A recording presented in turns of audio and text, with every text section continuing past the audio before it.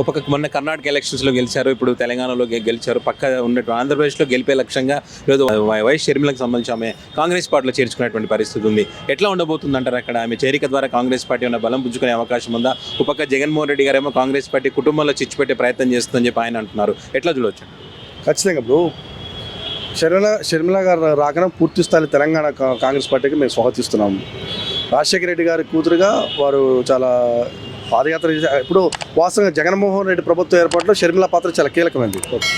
ఇప్పుడు ఇందాక కూడా మీ పత్రికా ముఖం కూడా చెప్తున్నారు, షర్మిల భర్త గారు చెప్తున్నారు, ఏమన్నా అనిల్ గారు చెప్తున్నారు, జగన్మోహన్ రెడ్డి అధికారంలోకి వచ్చేదాకా మమ్మల్ని ఎడంబెట్టి చెప్పారన్నారు. అంటే అధికారం ఉన్నప్పుడు ఏమో వాడుకొని అధికారం పంపించడం అనేది అది సమంజసమైన విషయం కాదు. ఇది సరే, ఏది అయినప్పుడు కూడా ఖచ్చితంగా ఆంధ్రప్రదేశ్ రాజకీయాల్లో కాంగ్రెస్ పార్టీ చాలా వేగంగా ముందుకు పోతుంది. సమీకరణలు మొత్తం మారుతున్నాయి.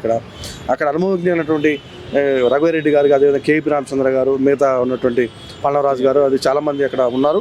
వాళ్ళంతా కూడా వాళ్ళ యొక్క అనుభవంతో అక్కడ ఉన్న యువకులు మొత్తం కూడా రంగరించి మొత్తం సామాజిక సమతుల్యత పాటిస్తూ బీసీలను ముందు పెట్టి అక్కడ ఖచ్చితంగా ప్రభుత్వ ఏర్పాటుగా ముందుకు పోతుంది. కాబట్టి నా అంచనా ప్రకారం చాలా కీలకంగా పోతుంది. అక్కడ నాకు తెలిసి అక్కడ హంగ్ ఏర్పాటు అవుతుంది. కాబట్టి ఆ హంగులో కాంగ్రెస్ చాలా కీలకంగా వ్యవహరిస్తుంది అనేది నా అంచనా.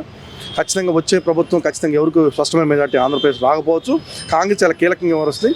షర్మిల రావడం వల్ల మాకు వేలు బలం వచ్చింది. అక్కడ ఖచ్చితంగా ఈ యొక్క సీనియర్ల యొక్క సలహాలు, వాళ్ళ యొక్క సూచనలు, వాళ్ళ యొక్క అనుభవంతో షర్మిల గారిని ముందు పెట్టి కాంగ్రెస్ పార్టీ ఖచ్చితంగా విజయం కోసం ప్రయత్నం చేస్తే మేమందరం అవసరమైతే మేమంతా కూడా అక్కడ కాంగ్రెస్ పార్టీ విజయానికి మేమంతా ప్రయత్నం చేస్తాం. మా పార్టీ నేషనల్ పార్టీ కాబట్టి మేమంతా కూడా అక్కడ పనిచేసి ఖచ్చితంగా అక్కడ పోతాం. కాంగ్రెస్ పార్టీ గెలిపించడం కోసం మా అంత శక్తి వ్యక్తులు మొత్తం ఉపయోగిస్తాం. అక్కడ ఉన్న సామాజిక సమతులను ఉపయోగించుకొని బీసీలు మొత్తం 60% బీసీలు మొత్తం కాంగ్రెస్ పార్టీ ఓటేసే విధంగా, రాహుల్ గాంధీ ప్రధానమంత్రిగా అయ్యే విధంగా మేము ప్రయత్నం చేస్తాం. అదేవిధంగా అక్కడ రాష్ట్రంలో కూడా అక్కడ ఏర్పడే ప్రభుత్వం కూడా ఖచ్చితంగా కాంగ్రెస్ ప్రభుత్వం ఏర్పడే విధంగా, అవసరమైతే హంగ్ ఏర్పడితే హంగులో కూడా Congress party single largest party ఉండే విధంగా మా ప్రయత్నం ఉండబోతుంది. కాబట్టి ఖచ్చితంగా ఆంధ్రప్రదేశ్ రాజకీయాల్లో ఒక శుభపరిణామం జరుగుతుంది. కాబట్టి ఖచ్చితంగా మేము ఆశిస్తున్నాం, అక్కడ మంచి జరుగుతుందని మేము ఆశిస్తున్నాం. Thank you.